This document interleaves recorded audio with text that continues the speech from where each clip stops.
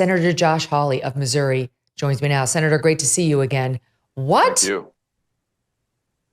Yeah, it's absolutely insane, Megyn. It's insane. Here's what the whistleblowers, the latest whistleblowers, we've had a number of them come forward to my office. Here's what the latest said just yesterday, that in fact, law enforcement had designated at least one individual, maybe more, but at least one, whose job it was to be on the roof, not in the vicinity, not around, on the roof. And this person, I don't know if it was a he or a she, but this person, according to the whistleblower, decided, oh, it was awfully hot that day. And so they abandoned their post, never went back to the roof. And that is why the roof was left wide open. It wasn't because of the slope, contrary to what the former Secret Service director said. No, it was because this law enforcement individual just didn't want to be on there. But Megyn, there's more. Whistleblowers also tell me that law enforcement were supposed to be patrolling the perimeter of that same building. I've been there, Megyn. I've seen it myself. I went last week. I took my own team because I don't trust any of these people to give us the truth. It's American Glass Research Building number 6. Megyn, it's a low roof. You've seen it. We've all seen it now in pictures. It's a low-slung building. There was supposed to be law enforcement patrolling the perimeter. They weren't doing it either. Instead, because of the heat again, whistleblowers tell me that law enforcement went inside the building. So you got the roof abandoned, you got law enforcement inside the building in the air conditioning, and you have the building essentially open. And Megyn, sometimes it's hard to see from the pictures, but I can tell you, having been there, there are air conditioning units, really large air conditioning units on either side of that building.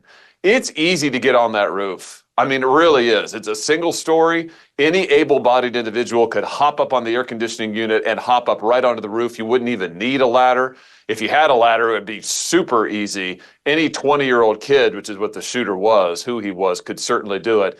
Law enforcement, according to whistleblowers, Megyn, left the building totally defenseless. Oh, this is awful. When we say law enforcement, do we mean local law enforcement as distinct from Secret Service? Yeah, so the whistleblower said to me that Secret Service had asked local and or state law enforcement to handle this, and that they failed to do so. Now, I will just note, Megyn, that there is a lot behind the scenes here and not so behind the scenes in public. There's a lot of attempts at blame shifting, and I'm even getting it from whistleblowers. We've got whistleblowers from Secret Service world who are coming forward and saying it's the locals' fault. And then I've spoken to local law enforcement whistleblowers from that said, don't blame us. It's the Secret Service's fault. The Secret Service didn't even show up the way they were supposed to for the walkthrough plan with local law enforcement. So it is unclear to me. This is why we need the facts. This is ridiculous. You've got law enforcement on both sides pointing the fingers at each other. You've got a former Secret Service director who would take no responsibility. But bottom line is this. Somebody was supposed to be on that roof. Somebody was supposed to be guarding that building. Nobody did either. So the local law enforcement is delegated this task, and Secret Service, for some reason, put it outside the perimeter of the responsible area that Secret Service would have to look after. And then it seems like they washed their hands of it. I mean, we had a former Secret Service guy on the show a couple days ago who was saying it doesn't matter whether it was inside or outside the perimeter. Ultimately, it is the Secret Service's responsibility. And if you're going to delegate it to local law enforcement, it's still your responsibility to make sure that it's well protected. That, plus the fact that we know Kim Cheadle lied about the reason they weren't up there was a sloped roof isn't safe, tells me they're running scared. They know it was on them. And then we get her performance yesterday, which, yes, ultimately led to her being forced out over her strong objection. But why wouldn't she give any names? I realize there's probably going to be a public pylon when we figure out who put the area outside of the, Secret Service perimeter and so on. But them's the facts. Like, that's life. So why can't we get actual specifics? Well, we need actual specifics, and the reason I think is that nobody wants to be responsible for anything. Secret Service doesn't want to be responsible. DHS doesn't want to be responsible. Let me highlight something else that a whistleblower has told me, Megyn, and that is there were more DHS, Department of Homeland Security, more Homeland Security personnel there that day, working the rally that day, than Secret Service agents. And this is because Secret Service is so overstretched. They had so many other events going that they didn't have enough people to actually cover the rally. So the majority, the preponderance, most of the agents there that day, the federal agents, were from Homeland Security. They weren't prepared for this event. They were not ready to do their jobs. They were supposed to be doing things like using canines at the entrance to sweep people, going through the crowd. They were supposed to be guarding the area around the platform. They were supposed to be coordinating with locals. And whistleblowers tell me they weren't doing any of these things. So Megyn, we've got failure at every single level. I mean, every level you look at here, Secret Service wasn't coordinating this properly. Secret Service allowed Trump to go on stage. Secret Service didn't have the right plan in place. DHS was unprepared. They didn't know what they were doing. State and local law enforcement officials were just out there on their own, not sure what they were supposed to be doing, maybe not doing their job. I mean, it is every piece of this is a total disaster.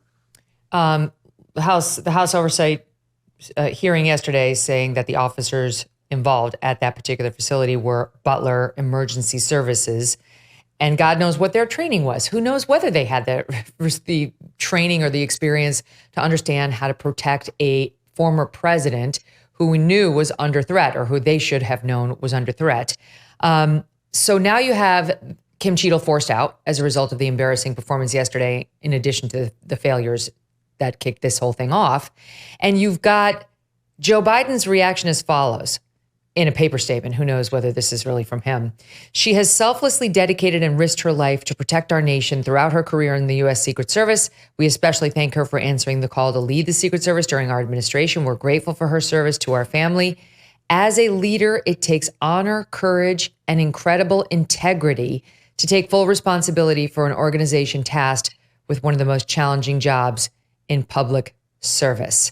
And then they go on to say the independent review to get to the bottom of what happened on July 13th continues, and I look forward to assessing its conclusions. That's pretty remarkable. He does not come anywhere near throwing her under the bus.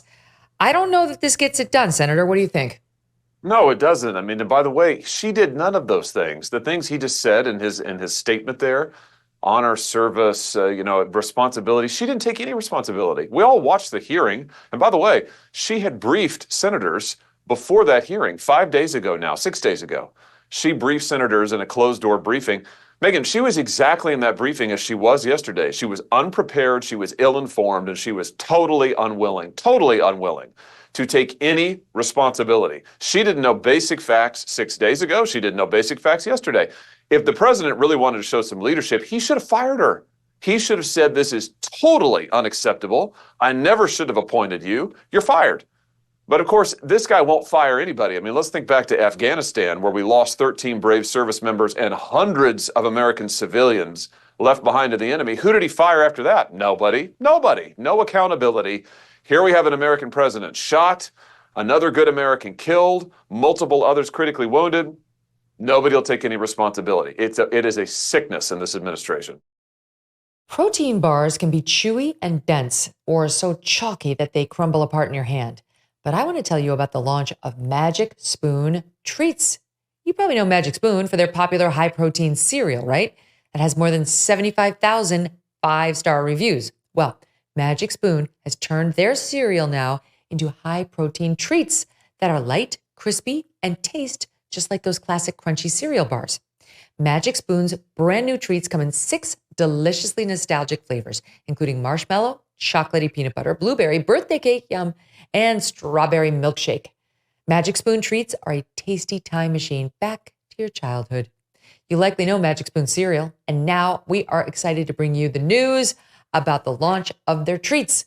Scoop up these new crispy, crunchy, protein-packed treats right now with 10% off just by going to magicspoon.com/MK or use the promo code MK when you place your order at magicspoon.com. Magic Spoon, hold on to the dream. Thanks so much for watching. If you like what you just saw, hit the subscribe button for more clips and full episodes.